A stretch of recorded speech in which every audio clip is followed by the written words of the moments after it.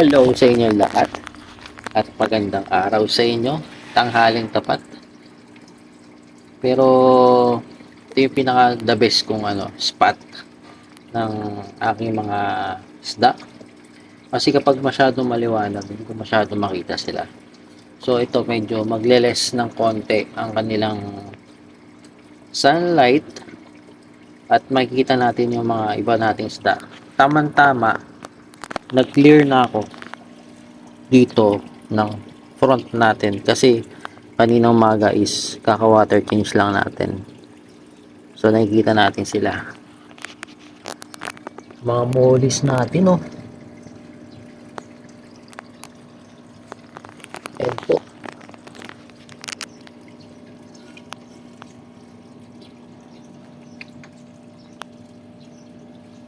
Ayan, ito yung inaabangan natin. Yan.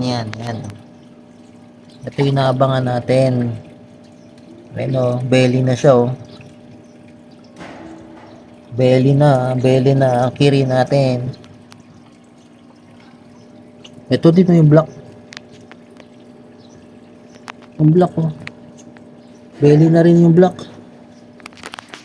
Ayun yung mga inaabangan natin, mga bossing. Ating kirin. Saka yung black, baka mamaya mag-drop ulit. So ngayon, kasi nagpapakain tayo ngayon tanghali. At hanggang mamaya yan, hanggang hapon. So, ganun pa rin. Ito, kung nakikita nyo, ang aking pakain ay babad pa rin. Lagi naman ganun ang aking pakain. Always na ganun. Ito, ang ganda nito. Hmm? Ito yung rayukin natin, oh. Maliliit pa. Maliliit pa natin rayukin. O, ito magaling na, oh. Magaling na yung ating matte white lemon head. So, ganito talaga yung spotting ko. Ang ganda. Natutuwa ako pag ganito. Kapag nakikita ko silang ganyan ng masisigla. At nakikita ko sila ng maayos. Pero mas maganda sana kung nakaangat pa to. Clear na clear ang ating tubig. Alam nyo, mahalaga talaga maglinis ng inyong tank. Kasi yung tank natin ay pag sobrang dumi naman ay baka naman magkaroon ng mga iba pang parasite. Pag ganito kalinis, na ako, masaya na ako sa ganyang itsura. Kahit hindi sila ganong karamihan, konti lang, okay lang. Bigyan naman talaga eh. Pero sana kung masetapan ko pa yung ito, okay, nandun may 75 gallons yan dun eh. Okay na yan, malapit na siguro bukas. So makalawa, lagyan na natin yung ating mga isda. Dito naman kaka-setup pa lang, pero ang nilagay natin ay stock water muna. Ang ko dyan, banlaw ko dyan yung nandito, yun ang pinambanlaw ko sa loob. So ito to, yung nakita niyang nasa tayo na yan, ayusin natin yan. Meron na ako nakuhang panapin dyan. Ito yung dalawa na glass. Ito ilalagay natin doon. Saktong sakto yan doon. Lagyan natin to, parang kulang pa. Parang hindi sila nagagawan. Meron akong papakita sa inyo. Ito, papakita ko sa inyo. Nakita niyo yan? Yung last na natin, na breed na kirin. Di ba? Marami yon. Ito na lang natira, oh. Pero mo dito, buhay siya. Walang oxygen yan. Dalawa sila dyan, oh. Dalawa po sila dyan. At dito, meron din. Malinaw na yung tubig ko. Oh, masigla na. Dalawa rin sila dyan. Hmm? Lagyan natin pala ng pakain to. Ito, pakainin natin sila. Ay, nawasan isa. Nawalaglag. Isa-isa lang. Ito, isa lang. Ayan yung pakain nila. Parang 2 days na nila to. Nandyan, naka-imbak yan dyan. Kasi, naglagay na rin ako ng isang araw eh. Naglabel lang ako ng isang araw para hindi ko sila binigyan. Para hindi naman ma-pollute yung tubig. So, dalawa lang naman sila dyan. Ayos na, ayos na. Uroy mo, no? Dito lang nakalagay yung buhay. Pati to buhay. Dagdagan pala natin ng tubig kasi natutuyo. Yan, konti-unti lang lagyan natin. Pupunuin natin ulit. Ito yung nilalagay ko naman dito, eh, may oxygen naman ito. Kuha ulit tayo dito sa ano.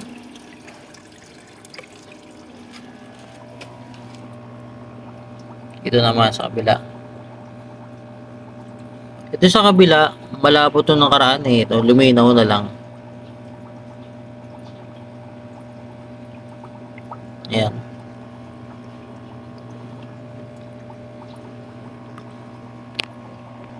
Alam nyo to, ang sekreto dito, kaya nabubuhay yan. Kasi meron siyang oxygen na dito sa ito. May beneficial bacteria. So, sa ganyang kaliit, mabubuhay talaga sila. Kahit walang oxygen. Lulutang lang naman yan eh.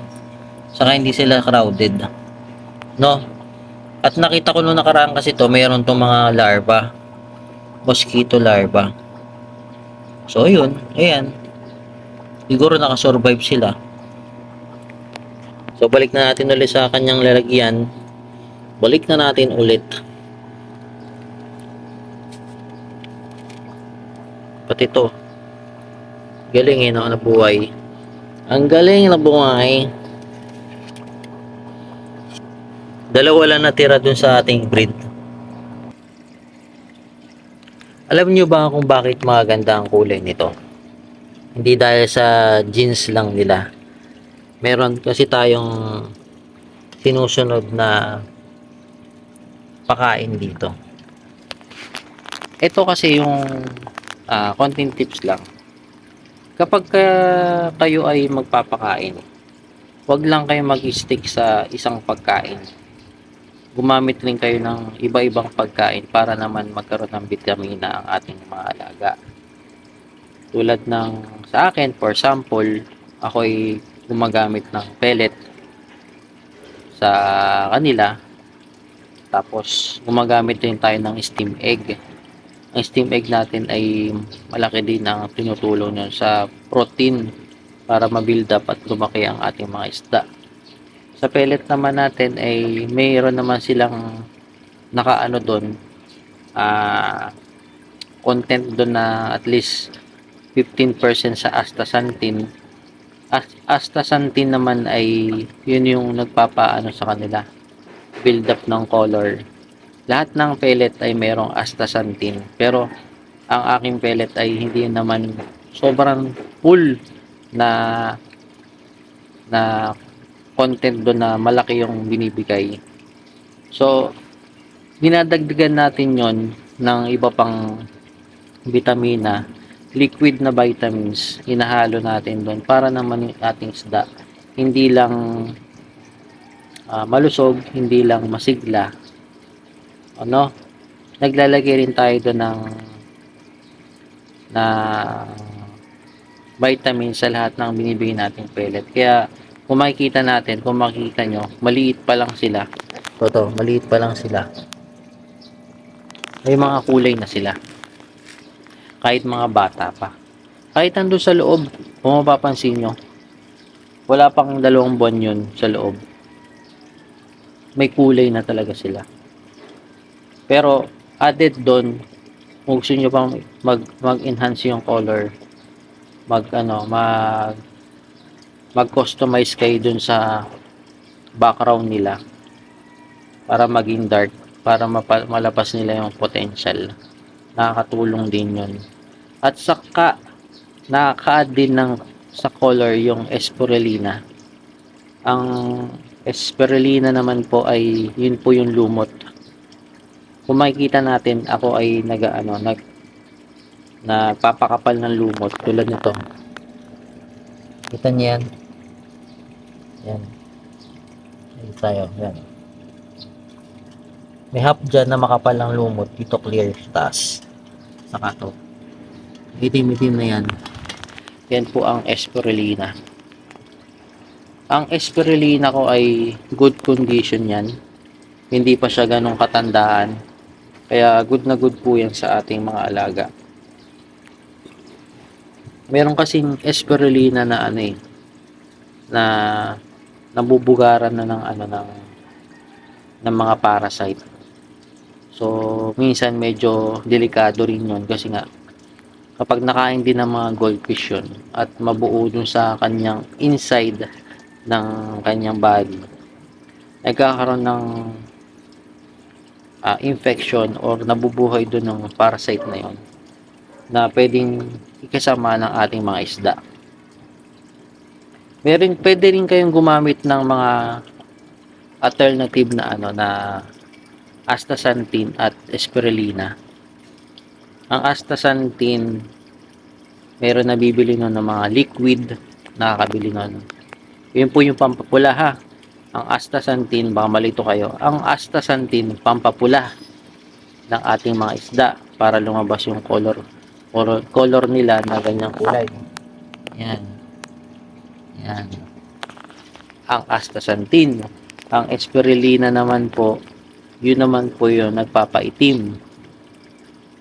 Color enhancer naman siya, pero yung para dun, bagay yun sa mga itim, sa black. Meron ako ditong black. Ito, black. Ito, ayan. Ayan, yung malaking black na yun. Hindi ko alam kung nakita niyo na aking video na yung pinakamalaking black ko na female na long tail. Yun po yung black. Siguro na enhance na siya kasi build up na rin siya. Sa wastong edad na rin, magpas na siya ng 1 taon. Kaya yung color niya ay sobra talagang itim na itim. Grabe. Gusto ko sanang produce ng mga anak nun eh. Kaso, nag-anak siya dati.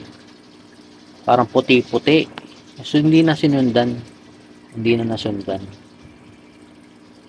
1 taon na nakalipas, nanganak na yung mga iba niyang kasama, mga kapatid niya. Pero siya hindi pa talaga nanganganak. Ewan ko ba kung ano yung meron dito, kung bakit ganun.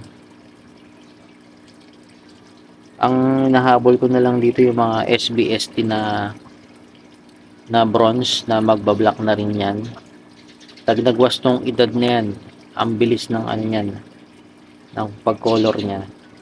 Lalabas yan yung talagang kulay niya. Mayroon akong gustong i-set up na isang tank. Lalagyan ko siya ng black color background. Kahit wala ng kahit wala ng spirulina na lumot, okay lang. Basta mayroong black. Para tayo, mabilis natin makapag-develop sa black. Kasi yung mga ibang natin dito, bronze. Black naman yung parang parang brownish yung mga win. Medyo brownish. Kasi pag tumagal yun, mag-iitim talaga yun. Pero meron naman iba na hindi talaga. Kasi minsan papakain tayo ng vitamin C. So, ibig sabihin, nalabas yung kulay na pula. Ay nahihirapan din yung ating isda na maging itim. Lumabas yung kulay na itim. Pero kasi pag lumabas na yung itim na talaga niyan, kahit magpakain ka dyan ng astaxanthin, hindi yan mag-fade. Tulad nitong malaki ko.